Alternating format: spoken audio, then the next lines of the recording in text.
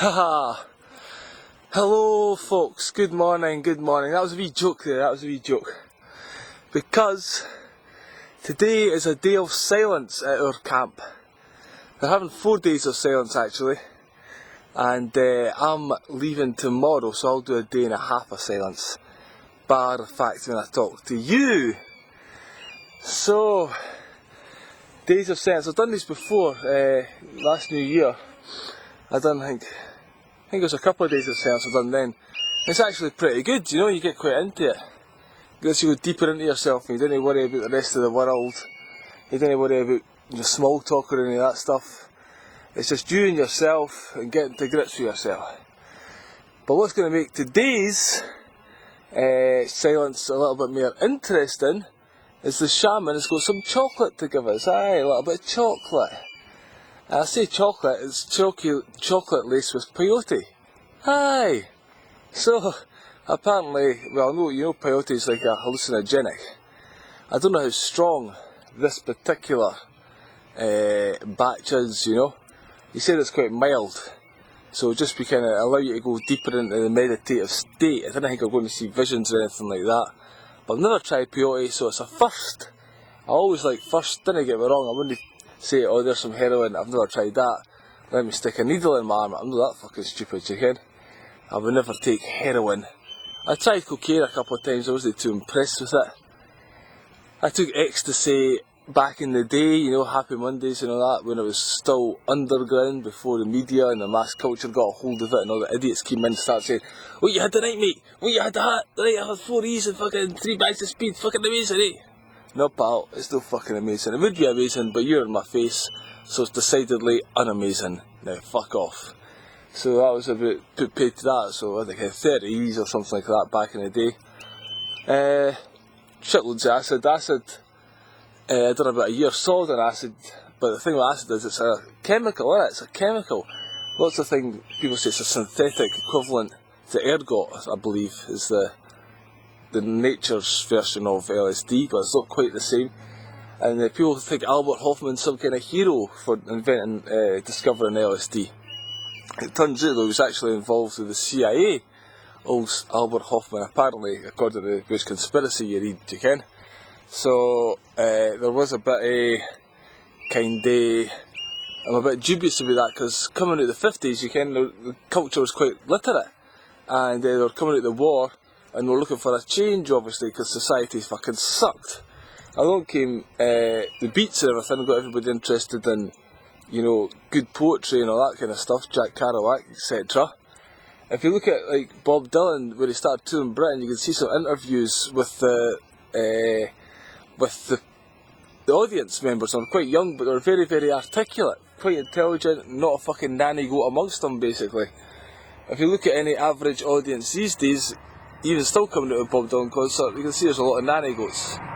So basically, I think that this LSD was introduced to society as a kind of experiment, really. And it also dissipated the movement, the energy that was going on at the time, fragmented it, turned us on to fucking raving loonies. Then they had to use good artists to kind of establish the system, so they used, you know, kind of Janis Joplin and all that, they searched for good talent. Then they turned it into fucking commerce over the years and started replacing the good talent with fucking shite. Like Beyonce and Lady Gaga, etc, etc. And thus we have pop culture these days. Far, far fucking devalued from, you know, 50s intelligentsia. Or something like that. But anyway, so that's LSD. Mushrooms I've tried once. I tried magic mushrooms once before. Had 100 of them. I wrote a poem about it. I took them. 15 minutes later I was in the middle of fucking nowhere and my boss for work turns up. Couldn't fucking believe that, and so I spent the night in the tent, hiding from my boss. Aye, that's the kind of luck that Nob has.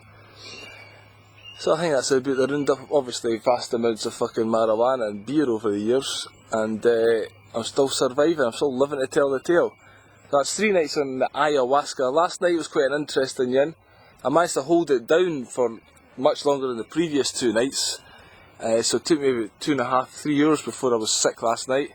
I was kind of queasy that time, a bit nauseous, it wasn't that great, but It's quite, not trippy, but it's quite a head buzz, you can.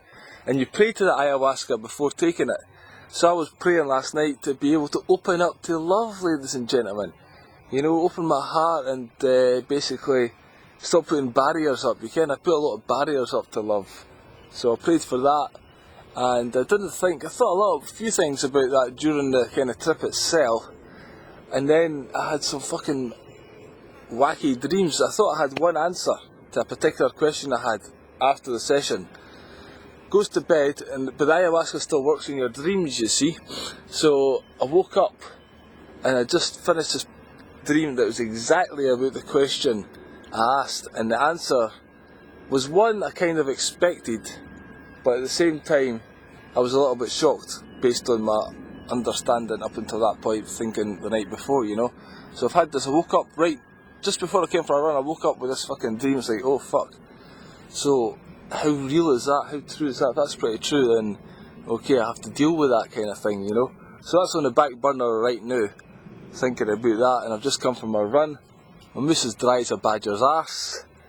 So it's going to be a day of silence today. I held the ayahuasca doing longer, so I felt it working through my bowels. I was getting stomach pains, and I tried to go to the toilet, but it was pitch black and I couldn't see to wipe my arse, so I had to hold it in. So this morning I woke up, I started running, and I felt fucking shit. I need to shit again. I say again, I never shat last night. So that'll be me going back to the camp and having a good crap this morning, and all the fucking, so it's cleaning out my bowel system, you know. That's what it does. So that should be good. One more session to go tonight, and then I'll be heading to Bonnie, Scotland. What about this fucking weather though? It's unreal. It feels like Turkey here. It feels about the same heat. It's not quite as intense, but you know, to me, Scottish people, once it gets above 20, it's fucking hot, and everything else after that is just a matter of degree, you can. Matter of degree, 20 degree, 21 degree, no. Fair enough. So that's been the Nob this morning. Still back here. Nice wee view of the countryside there. Pretty gorgeous. This is one thing about the UK that I love, you can. This greenery. This is what's dying, ladies and gentlemen, this countryside. We've got to fucking, I've been living, you know, at a campsite now. We're living at this campsite. I see the change in your demeanour being close to nature. It's fucking amazing, it really is. We should all somehow integrate back to nature and get away from these cities and find our humanity again. Who's about that? That's one thing I've learned this 3 days so far. So, thanks for listening. Over and out. I'm not going to go back. Have some rice, because that cleans out your system after the ayah. Then I'll be eating some peyote chocolate. Should be an interesting day. Catch you later.